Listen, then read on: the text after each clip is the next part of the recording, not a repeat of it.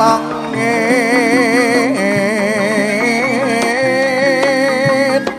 gonjang kanji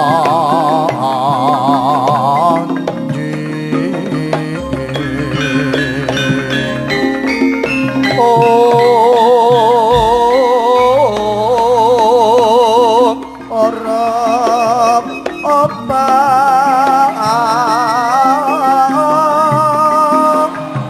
kang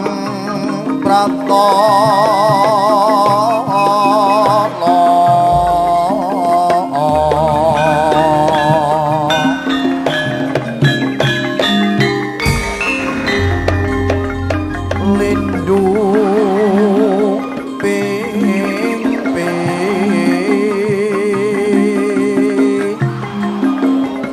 dosa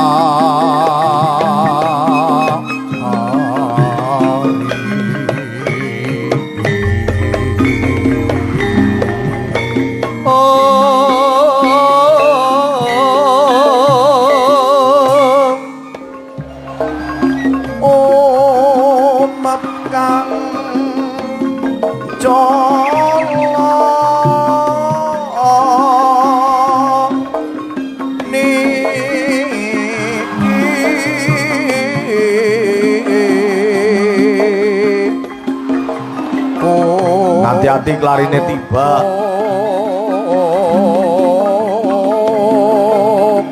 mriki medhek mawon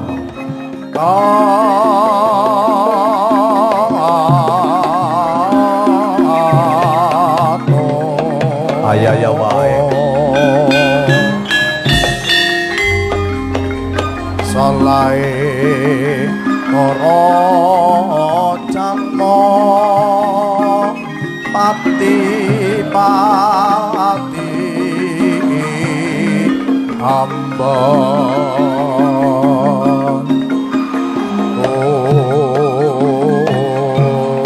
tawa sampah banyu masan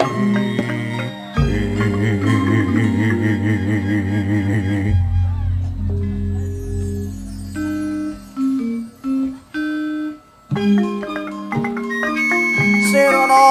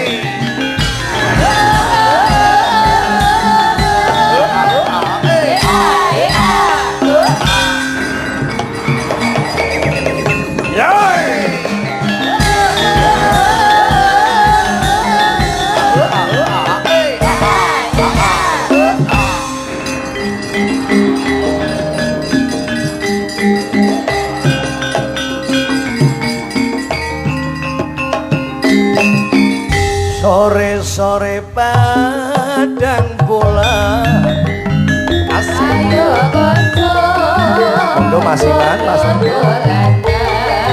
padang bulan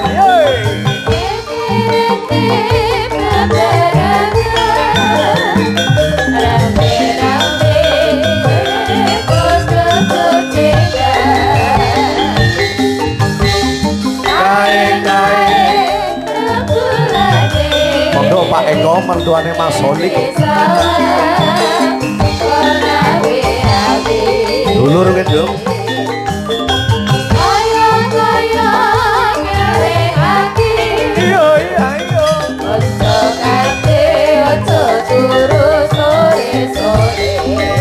Gantung asale saka teo iku jenenge apa ala-ala kato asale saka teo bawa sapat kote ati kurang kelelo aja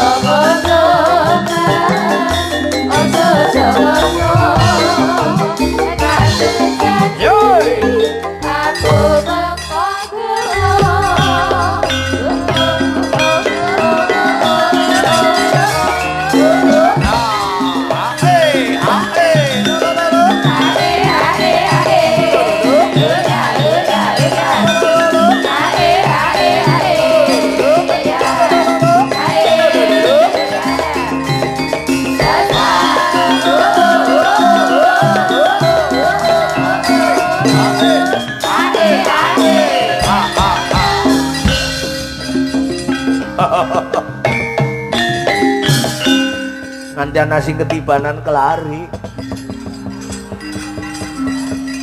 Sakit napa mboten, Pak? Mboten napa-napa mriki mandan perek men weru sinden. Sinden niku kena nggo tambah wong ketibanan kelari. Nggih, mugi-mugi waras selamat. Mriki ampun teng ngisor wit glugum mbok enten klambil kiring. Merek mawon mangga sinden angger sing nonton kadonan ben nelang sawis ayu-ayu ora disawang. Mriki medhek mawon mbok kepengin weruh sikus mangga. Ampun teng ngisor wit glugum mbok kelarine tiba maning. Krimping suarane sijaran kepang.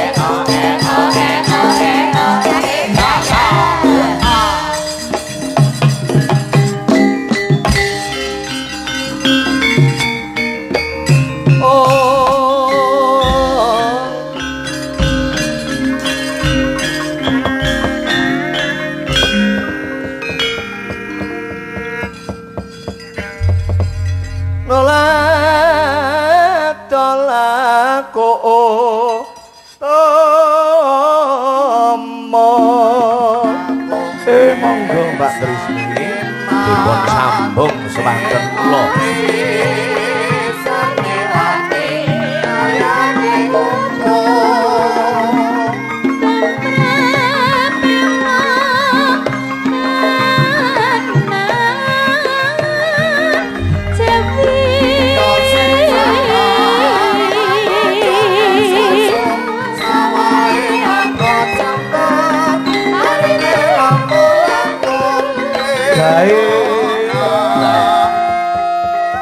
janji sabalan aja padha kesusu sawahe amba jembar parine lemu-lemu minangka panjurung donga muga-muga ing purwa madhusana kebadongan sawise nganakna tasakran merdi desa ing sasi Muharram 1400 kamandasa 8 taun Hijriah sageda dados desa ingkang tata titilan tentrem gemari palojinawi baldatun thayyibatun warabun ghafur amin Allahumma amin monggo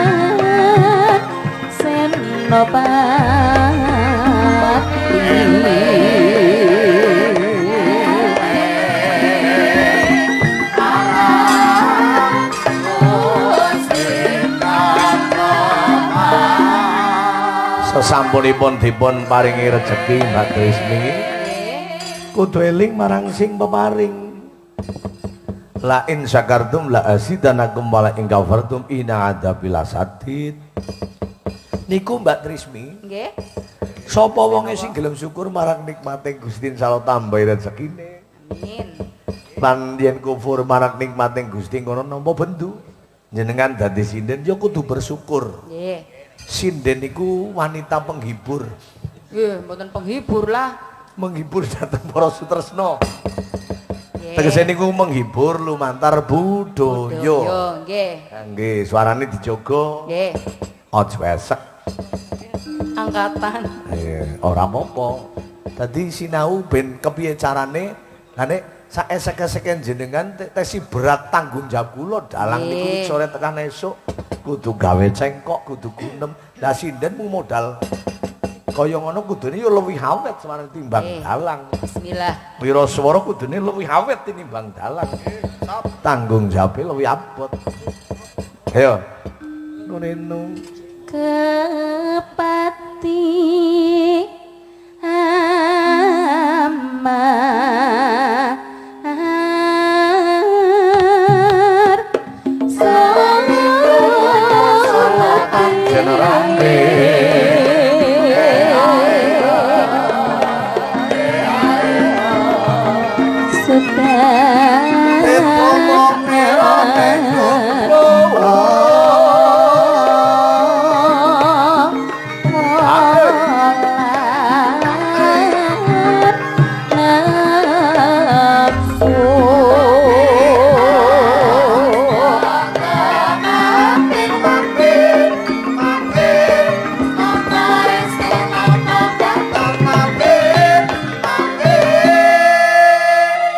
senggane napa estu napa mboten niku wong nek duwe janji kudu netepi marang janjine ajining diri sekolati ajining salira saka busana.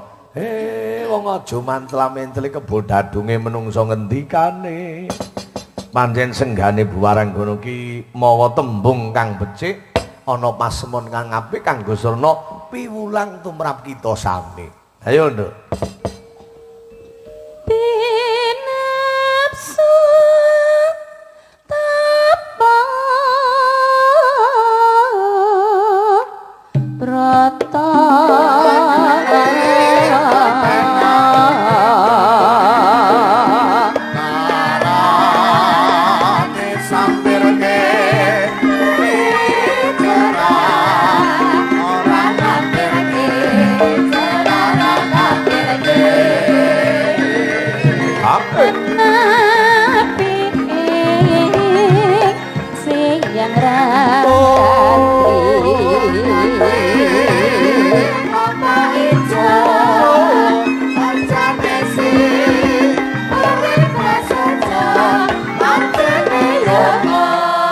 Tegane klapa ijo bejane urip sing prasaja. Wong nek prasaja kuwi ora memamer karo sepadaning urip kuwi kancane mesti akeh. Apa-apa sing sarwa-sarwi prasaja. Ayo, Nduk. Gongken, Nduk.